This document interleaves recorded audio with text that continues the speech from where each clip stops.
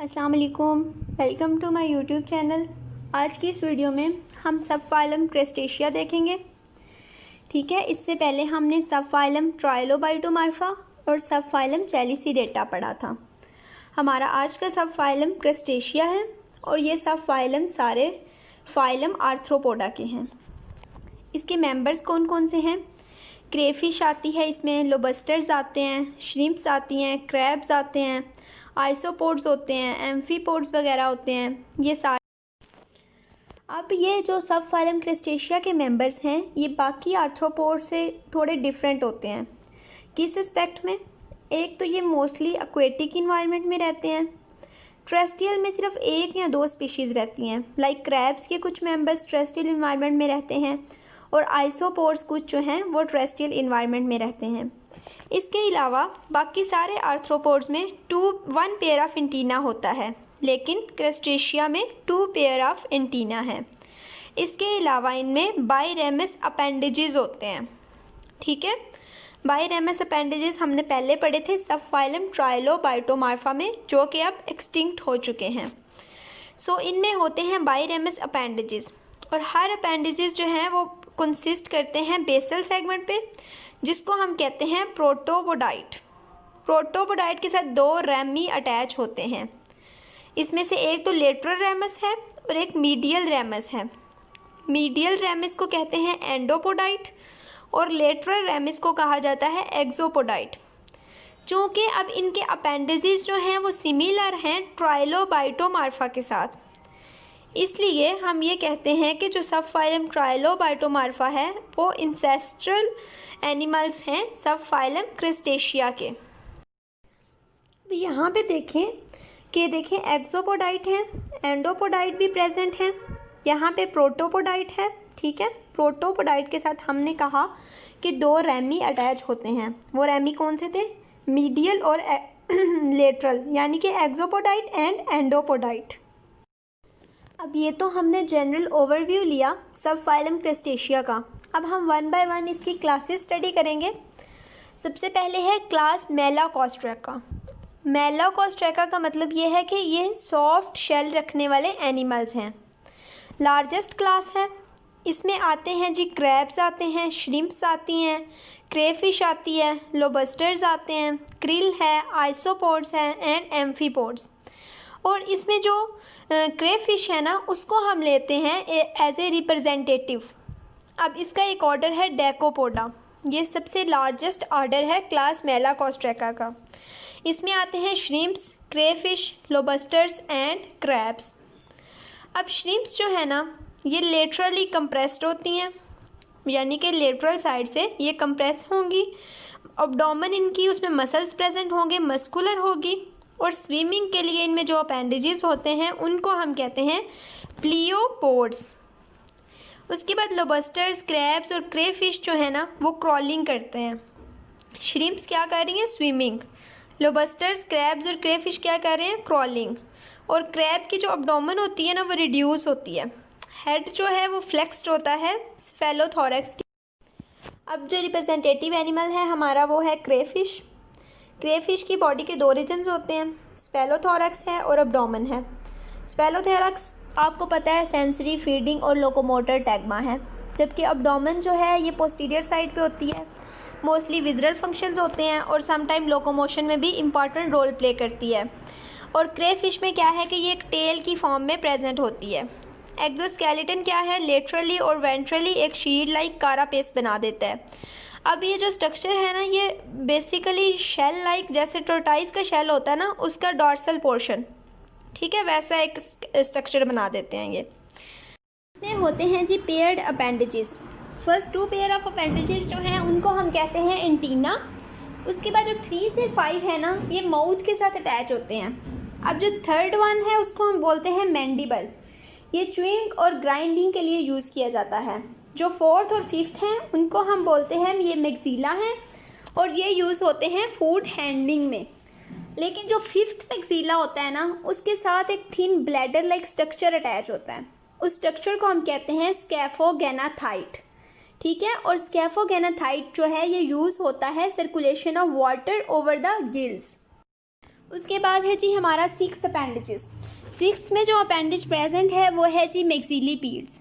मैक्सिलिपीड्स basically food handling में use होता है और थोरेसिक टैग्मा से डिराइव्ड स्ट्रक्चर है। लास्ट 2 पेयर में क्या होता है, जो मैक्सिलिपीड के लास्ट 2 पेयर्स हैं यानी कि 7th एंड 8, उसमें क्या होता है, गिल्स प्रेजेंट हैं। अब 9 से 13 जो है वो वॉकिंग लेग्स हैं, इनको हम कहते हैं पेरियोपोड्स। फर्स्ट वन जो है यानी कि 9th वन, उसका सेकंड नेम है चिलीपीड। ये डिफेंस और फूड कैप्चरिंग में यूज़ होता है। All except last pair of appendages pleopods. अब उसके बाद जितने अपेंडेजेस हैं वो प्लियोपोड्स हैं और किस में हेल्पफुल होते हैं, स्विमिंग में। फीमेल जो है वो जो एग डेवलप करती है वो प्लियोपोड के साथ अटैच हो जाते हैं और वहीं पे ब्रूडिंग होती है उनकी। In male first 2 pair of प्लियोपोड्स गोनोपोड बना देते हैं, यानी कि जो फर्स्ट 2 पेयर्स हैं वो गोनोपोड बना देंगे। गोनोपोड क्या है कि ये स्पर्म ट्रांसफ़र के लिए यूज़ होता है ड्यूरिंग कॉपुलेशन। एब्डोमेन के एंड पे ना एक मीडियन एक्सटेंशन है, उसको हम कहते हैं टेल्सन। टेल्सन पे क्या होता है, एनस होता है, ठीक है, और फ्लैंक्ड होता है either side by the flattened biramous appendages of last segment. अब जो लास्ट सेगमेंट है वो कौन सा है, यूरोपोड। अब जो यूरोपोड और टेल्सन है ना, ये दोनों मिलके एक फ्लिपर लाइक स्ट्रक्चर बना देते हैं, ठीक है, और वो स्ट्रक्चर हेल्प करता है स्विमिंग में और एस्केप रिस्पॉन्स में। इसके अलावा इनकी फीडिंग देख लेते हैं, लेकिन फीडिंग से पहले हम ये जितने हमने अपेंडेजेस पढ़े हैं ना, इनकी डायग्राम देखते हैं। अब ये देखें, first pair of antenna, then second pair of antenna, उसके बाद थर्ड सेगमेंट मैंडिबल है, फर्स्ट मैक्सिला है, सेकंड मैक्सिला है। अब यहाँ पे देखें, स्कैफोगेनाथाइड्स जो है वो थर्ड के साथ अटैच है। उसके बाद फर्स्ट मैक्सिलिपीड है, सेकंड मैक्सिलिपीड और थर्ड मैक्सिलिपीड के साथ हमने क्या कहा, गिल्स अटैच हैं। उसके बाद वॉकिंग लेग्स हैं इनकी 5 पेयर, जिनको हमने क्या कहा, प्रियोपोड हैं। फर्स्ट मेल अब्डोमिनल अपेंडेजेस, ये किस में क्या बनाता है, गोनोपोड, जो किस में हेल्प आउट करता है, स्पर्म ट्रांसफ़र में। उसके बाद स्विमिंग लेग्स हैं जिनको हमने कहा प्लियोपोड्स, और ये भी 5 पेयर्स हैं। उसके बाद लास्ट सेगमेंट है यूरोपोड, और यूरोपोड और टेल्सन मिलके फ्लिपर लाइक स्ट्रक्चर बना देते हैं, जो किस में हेल्प आउट करता है, स्विमिंग में। अब फीडिंग, ये फीड किस पे करते हैं, इन्वर्टिब्रेट्स पे, प्लांट मैटर पे, या फिर सिक्वेंजर्स होते हैं। डाइजेस्टिव ग्लैंड्स एंजाइम सेक्रीट करेंगे जो ऑब्जॉर्ब कर लेंगे प्रोडक्ट्स ऑफ डाइजेशन को। डाइजेस्टिव सिस्टम के 3 पार्ट्स होते हैं इनमें, फोरगट है, मिड गट है और हाइंड गट है। फोरगट क्या होता है, एनलार्ज्ड स्टमक है और स्पेशलाइज्ड होता है ग्राइंडिंग के लिए। मिड गट क्या होता है कि स्टमक का अगला पोर्शन है और इसको हम इंटेस्टाइन भी बोलते हैं। हाइंड गट शॉर्ट होती है, एंड इसका कहाँ पे होता है, एनस पे। हेल्प आउट किस में करती है, साल्ट और वाटर रेगुलेशन में। उसके बाद इसका मोस्ट इम्पॉर्टेंट स्ट्रक्चर यानी कि गिल्स प्रेजेंट होते हैं ब्रैंकियल चैम्बर्स में। ये चैम्बर कहाँ पे होते हैं, एक्सोस्केलेटन हमने कहा ना शील्ड लाइक कारापिस बना देता है, उसके और लेटरल बॉडी वॉल जो है उसके दरमियान में स्पेस होती है, जिसको हम कहते हैं ये ब्रांकियल चैम्बर्स हैं। अटैच होते हैं सेफेलोथोरैक्स अपेंडेजेस के साथ।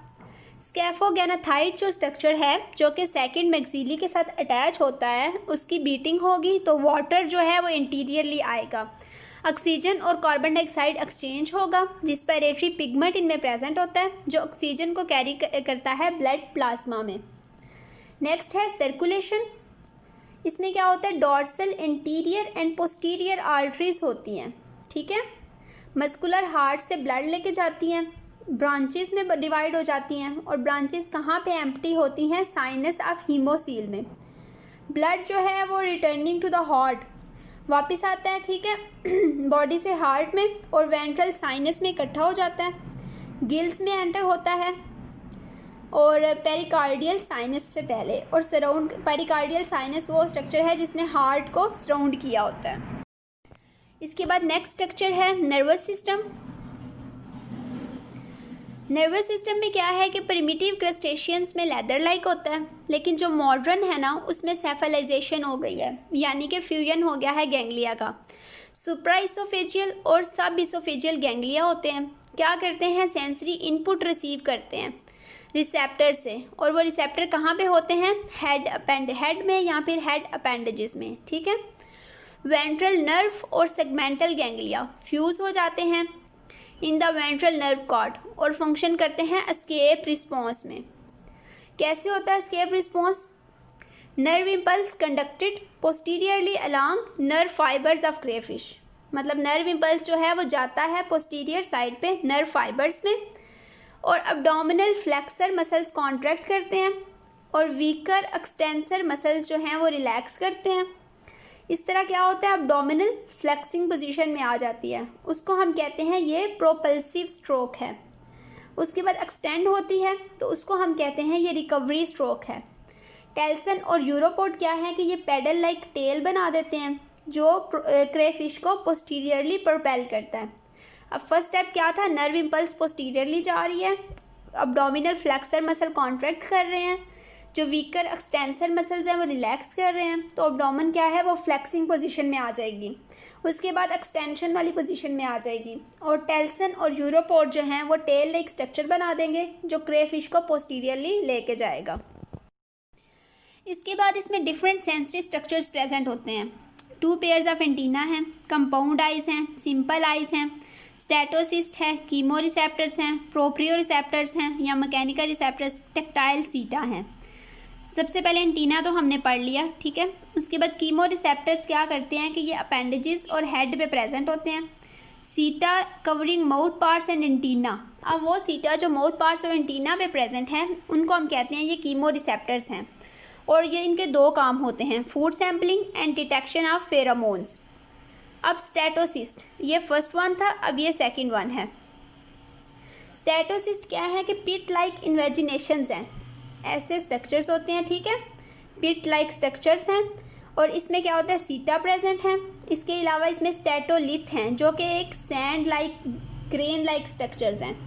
अब क्या होता है, क्रेफिश मूवमेंट जो है वो स्टेटोलिथ को मूव करती है और सीटा को डिस्प्लेस कर देती है। Movement orientation with respect to gravity and vibration of substrate. Statocyst क्या होता है, क्यूटिकुलर होता है, और जैसे ही मोल्टिंग होती है तो न्यू स्टेटोसिस्ट जो हैं वो आ जाते हैं। उसके बाद जो नेक्स्ट हैं वो है tactile receptors. Tactile receptors appendages पे प्रेजेंट होते हैं और जॉइंट्स पे प्रेजेंट होते हैं। फंक्शन इनके क्या होते हैं, equilibrium, balance and position senses. Crustaceans जो है वो क्रॉल करते हैं तो स्ट्रेच रिसेप्टर्स स्टिमुलेट हो जाते हैं और ये टिल्टिंग को डिटेक्ट करते हैं। जैसे ही स्टिमुलेशन के पैटर्न चेंज होते हैं ना तो ये डिटेक्ट कर लेते हैं कि हमें भी चेंज करनी है अपनी डायरेक्शन, और ये स्पेशली उनके लिए ज़्यादा इम्पॉर्टेंट है जिनमें क्या होता है स्टेटोसिस्ट नहीं होते। आइज़ इनमें कंपाउंड आइज़ भी हैं, सिंपल आइज़ भी हैं। कंपाउंड आइज़ में 25 से 14,000 तक ओमाटीडिया होते हैं। लार्वी जो होते हैं ना उनमें सिंपल आइज़ होती हैं, ठीक है, और फ्यू सेंसीला प्रेजेंट होते हैं। सिंपल आइज़ को हम ओसिलाई बोलते हैं। ये सिर्फ लाइट की तरफ लेके जाती हैं या उससे अवे मूव करने में हेल्प आउट करती हैं और इमेज नहीं बनता, लेकिन कंपाउंड आइज़ जो हैं वो इमेज बना लेती हैं। इसके बाद है जी endocrine system. Endocrine system helpful होता है एक डाइसिस में, यानी कि पीरियाडिक जो शेडिंग है एक्सोस्केलेटन की उसमें, सेक्स डिटर्मिनेशन में और कलर चेंज में। केमिकल्स रिलीज़ करते हैं, उन केमिकल्स को हम बोलते हैं ये हार्मोन्स हैं। हार्मोन्स क्या करते हैं, सर्कुलेट करते हैं और अपनी टारगेट स्टेज तक चले जाते हैं। नर्वस टिश्यूज़ जो कि हार्मोन्स को रिलीज़ करते हैं उनको हम कहते हैं ये न्यूरोसेक्रीटरी सेल्स हैं। अब सबसे पहले एक्स आर्गन्स। एक्स आर्गन्स क्या है, न्यूरोसेक्रीटरी टिश्यूज़ हैं। आई स्टाक ऑफ क्रेफिश में प्रेजेंट होते हैं। इनके साथ अटैच होता है साइनस ग्लैंड। साइनस ग्लैंड का काम क्या होता है कि एक्स आर्गन जो भी प्रोड्यूस कर रहा है वो उसको अकामुलेट करता है और जब टाइम आता है तो उन सेक्रीशंस को रिलीज़ कर देता है। उसके बाद वाई आर्गन्स। वाई आर्गन्स कहाँ पे होते हैं, बेस ऑफ मैक्सिली पे। ये कहाँ पे थे, आई स्टाक में। एक्स और वाई आर्गन्स जो है ना ये एक्डाइसिस को कंट्रोल करते हैं। अब जो एक्स आर्गन्स हैं वो प्रोड्यूस करते हैं मोल्ड इनहिबिटिंग हार्मोन, और जब तक ये हार्मोन प्रेजेंट होता है तब तक वाई आर्गन्स इनएक्टिव रहते हैं, ठीक है। एक्स आर्गन प्रोड्यूस करेंगे MIH यानी कि मोल्ट इनहिबिटिंग हार्मोन, उसको कौन स्टोर करेगा, साइनस ग्लैंड्स, और जब टाइम आएगा तो उसको रिलीज़ कर देगा। लेकिन जब MIH नहीं होता यानी कि मोल्ट इनहिबिटिंग हार्मोन नहीं होता तो वाई ऑर्गन्स जो हैं वो एक डायसोन रिलीज़ करते हैं, फिर क्या होता है, मोल्टिंग इनिशिएट हो जाती है। सो मोल्टिंग हार्मोन कौन सा है, एक डायसोन। अब इनके अलावा एंड्रोजेनिक ग्लैंड्स भी होते हैं, मेल के सिफेलोथोरैक्स में होते हैं और हेल्प आउट करते हैं development of testis and male characters. Excretory system होता है इनमें, कैसा, एंटीनियल ग्लैंड्स होते हैं, उनको ग्रीन ग्लैंड्स भी बोलते हैं। एंटीनल ग्लैंड्स क्यों बोलते हैं, क्योंकि वो सेकंड एंटीना की बेस में प्रेजेंट हैं। ग्रीन ग्लैंड्स क्यों बोलते हैं, क्योंकि वो ग्रीन कलर के हैं।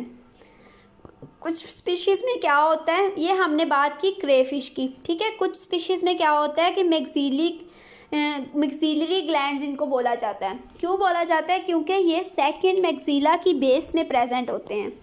स्ट्रक्चर इनका कॉक्सल ग्लैंड्स की तरह होता है।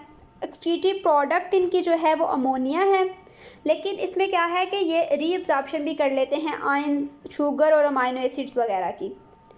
अच्छा, अब जो अमोनिया है ना, वो सिर्फ इन ग्लैंड्स के थ्रू ही एक्सक्रीट नहीं होता, बल्कि वो थिन सर्फेसिस ऑफ एक्सोस्केलेटन की हेल्प से भी एक्सक्रीट किया जा सकता है और गिल सर्फेसिस की हेल्प से भी।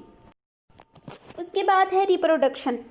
डायोशियस होते हैं, गुनेड्स थोरैक्स में प्रेजेंट हैं, उसके डॉर्सल पोर्शन में।